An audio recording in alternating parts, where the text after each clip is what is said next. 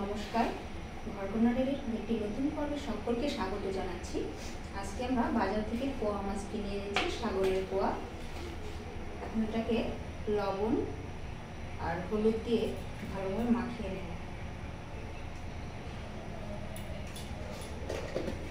আর সাথে দেবো একটু চাল বাটা, কারণ মাছটা তো বরফে রাখা, তাই ভেঙে যেতে পারে। এই আতপ চালের বাটাটা দিলে আর ভাঙবে না।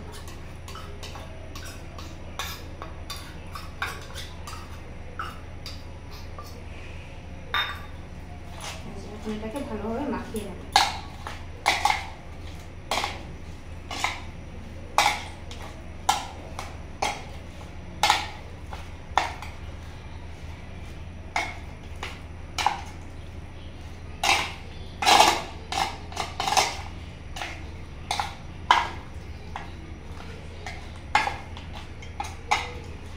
ভালোভাবে মাখিয়ে নেব। এদিকে কড়াইয়ে তেল বসিয়ে দেব।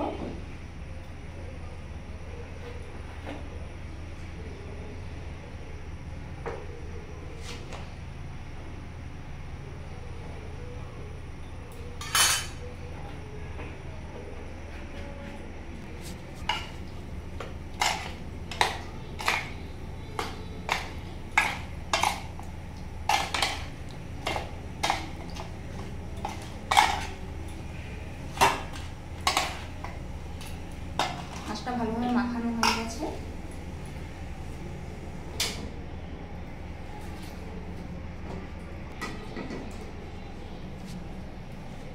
দেখুন কড়াইয়ের তেলটা গরম হয়ে গেছে। এবারে মাছটা দিয়ে দেবো।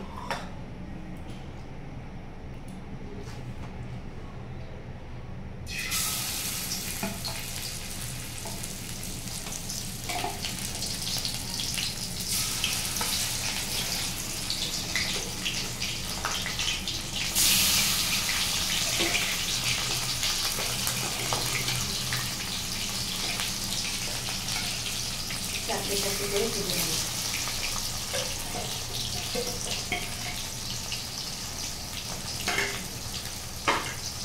আস্তে আস্তে ধরে ভেজে নেবো, আস্তে জল দিয়ে আস্তে আস্তে সুন্দর করে মাছটা ভাজা হবে। আতপ চাল বাটা দিয়েছি বলে মাছটা কিন্তু উল্টা দিয়ে ভাঙছে না, কত সুন্দর উল্টে যাবে।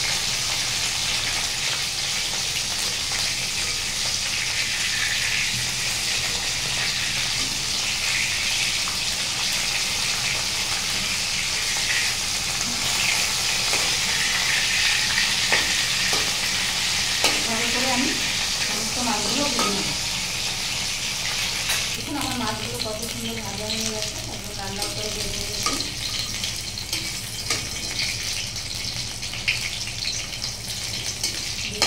দিয়ে মাছগুলো সুন্দর করে ভেজে নিয়েছি। এটা আমার মাছ ভাজা।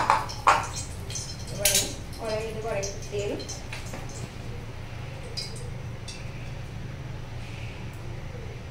তেল দিয়ে এবারে দেবো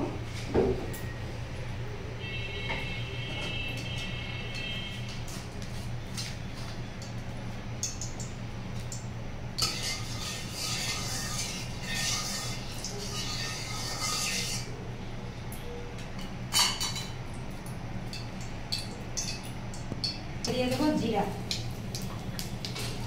দারচিনি,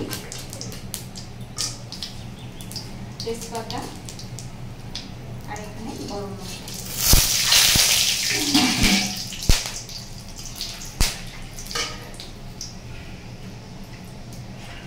এখানে হলুদ ঝুলিয়ে রেখেছিলাম, এবারে এটা দিয়ে দেবো। এর ভিতরে দিয়ে দেবো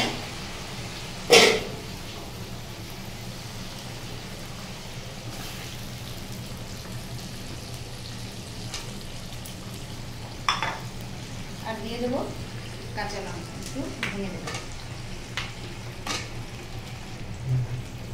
এখানে দিয়ে দিলাম টমেটো আর কাঁচা লঙ্কা।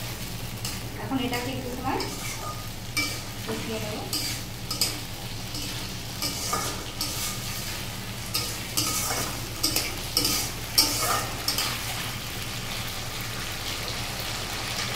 গরম জল করে রেখেছিলাম, গরম জল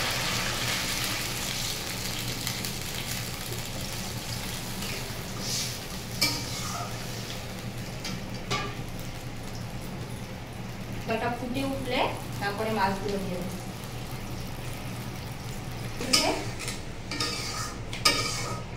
এবারে এর মধ্যে দিয়ে দেবো মাছ।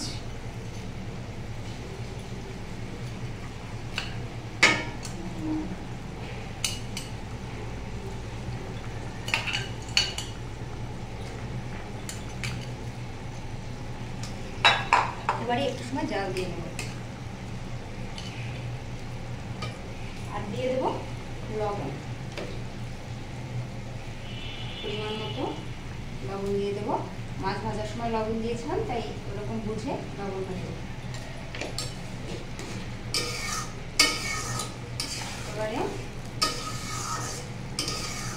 একটু সময় জাল দেবো।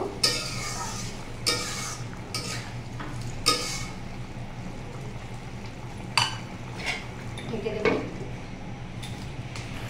এবারে ঝোলটা প্রায় হয়ে আসছে। এবারে দিয়ে দেবো একটু গোলমরিচের গুঁড়া আর দেবো একটু জিরে আর মৌরি গুঁড়া। আমার রান্নাটা কমপ্লিট।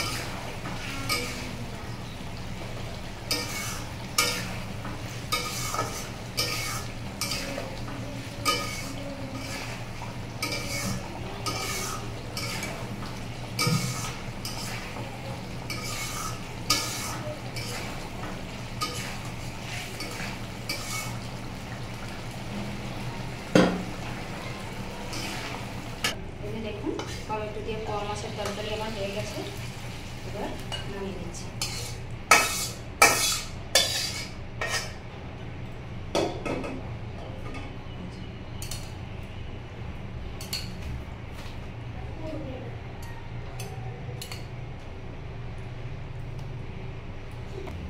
এই যে টমেটো দিয়ে পোয়া মাছের তরকারি আমার তৈরি হয়ে গেছে।